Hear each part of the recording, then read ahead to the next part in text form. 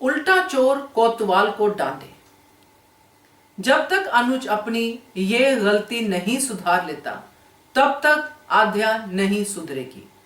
नमस्कार दोस्तों, स्वागत है आपका आपके अपने चैनल हंग्री स्पिरिट्स में। हंग्री स्पिरिट्स देख रहे सारे दर्शकों का मैं अंजू शर्मा दिल से स्वागत करती हूं। आज अनुज ने आध्या की क्लास लेने की कोशिश ही कहूंगी, क्योंकि आध्या ना सुधरी है ना सुधरेगी ऐसा दिखाई दे रहा है। और सुधरेगी तब जब अनुज एक बात की रट लगानी बंद करेगा। जब तक अनुज नहीं कन्विंस होगा तब तक आध्या कभी नहीं सुधर सकती। तो बात करते हैं इसके ऊपर, क्योंकि बड़ा ही डिसअपॉइंट करने वाला सीन था ये। तो चर्चा करते हैं। पहले वही निवेदन, जिन्होंने अभी तक चैनल को सब्सक्राइब नहीं किया है कर लीजिए। साथ में दोस्तों बेल आइकन दबाइएगा ताकि आपको हमारे वीडियोस के नोटिफिकेशन मिलते रहे। अनुज ने जिस नोट पे आध्या को समझाना शुरू किया वो बहुत अच्छा था। आध्या के टेडी बियर को लेके उसने कहा कि तुम इससे इतना प्यार करती हो, अगर इसी को मैं फाड़ दूं, ये कर दूं, वो कर दूं, तो तुम्हें कितना दर्द होगा। बहुत अच्छा था। आध्या ने टेडी बियर छीन लिया और आध्या को दर्द हुआ। अब इसी दर्द के नोट में जब वो ये बात कहता है कि 5 साल पहले जो हुआ, आई अंडरस्टैंड, आपके साथ गलत हुआ, तो 5 साल पहले क्या गलत हुआ अगर अनुज से पूछे आध्या के साथ, अनुज के पॉइंट ऑफ व्यू से, तो क्या गलत हुआ आध्या के साथ? क्या उसने उस एक्सीडेंट को रीथिंक किया कि उस जगह, अनुपमा की जगह अगर अनुज होता तो क्या करता? आध्या को बचाने के चक्कर में सबको खाई में गिराता कि मेरी बेटी प्रायोरिटी है भैया, मैं अपनी आध्या को बचाऊंगा। क्या ऐसा करता अनुज? आध्या की जो भी थॉट प्रोसेस है उसको बार बार ये कह के कि मैं तुम्हारा दर्द समझता हूं, जो हुआ गलत हुआ, अनुपमा के खिलाफ जा रहा है अनुज, और आध्या के अंदर अनुपमा के लिए और नफरत डाल रहा है अनुज।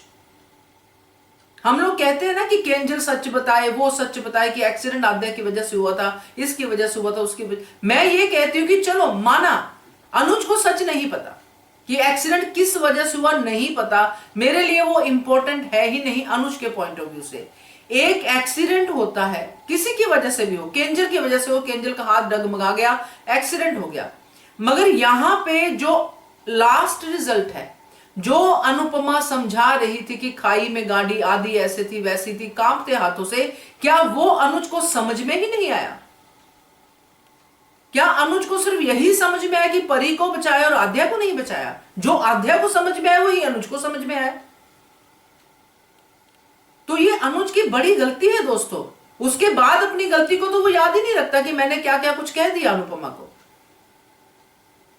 तो ये क्या है जो 5 साल पहले का दर्द सिर्फ आध्या का ही समझ में आ रहा है, अनुपमा का दर्द क्यों नहीं समझ में आ रहा?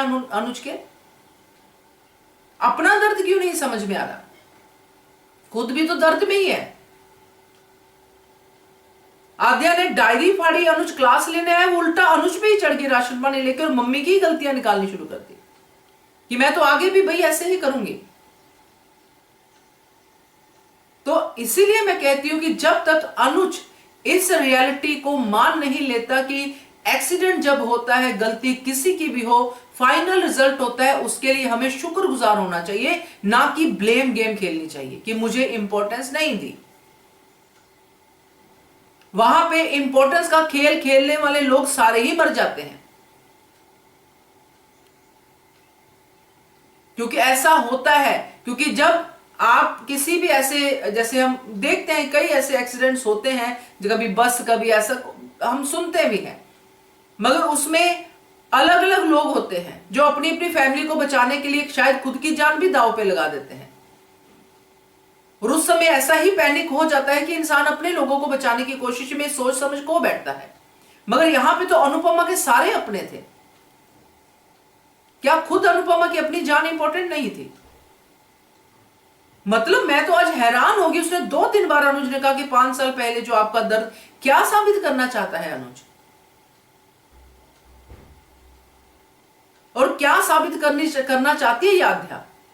बहुत अच्छा शेयर किया था ख्याति जी ने शायद अपने एक ऑडियो में कि अनुज ने जब आध्या आई थी अनाथ आश्रम से, तो आध्या के बारे में बात करते हुए अनुज ने कहा था कि जो अनाथ आश्रम के बच्चे हैं सबसे पहले थैंक यू वर्ड सुनते हैं।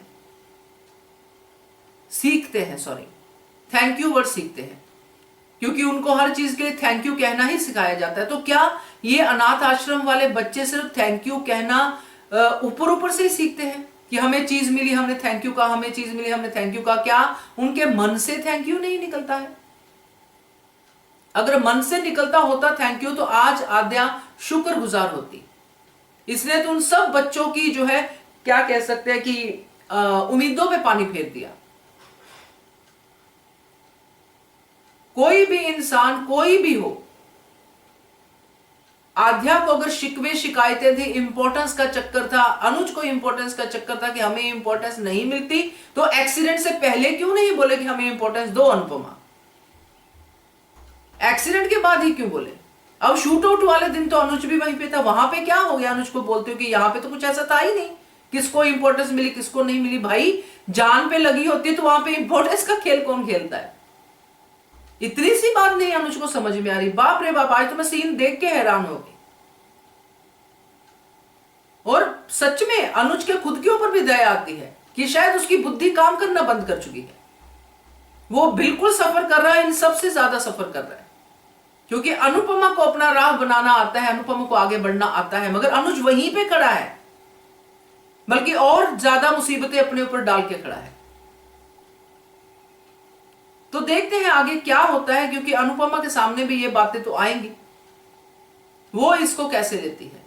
क्योंकि अनुपमा जीत तो गई है, मगर अभी आगे सारे के सारे अपना मुंह खोल के बैठे हैं अपनी अपनी समस्याओं को लेके। तो लेट्स सी। मगर ये सीन थोड़ा आज दिल को जो है क्या कह सकते हैं डिसअपॉइंट कर गया। आप क्या कहते हो कमेंट कीजिएगा। देखते रहिए channel Hungry Spirits. Thank you so much. Subscribe to our channel by clicking the subscribe button. Click the bell button and enjoy the latest uploads from our channel.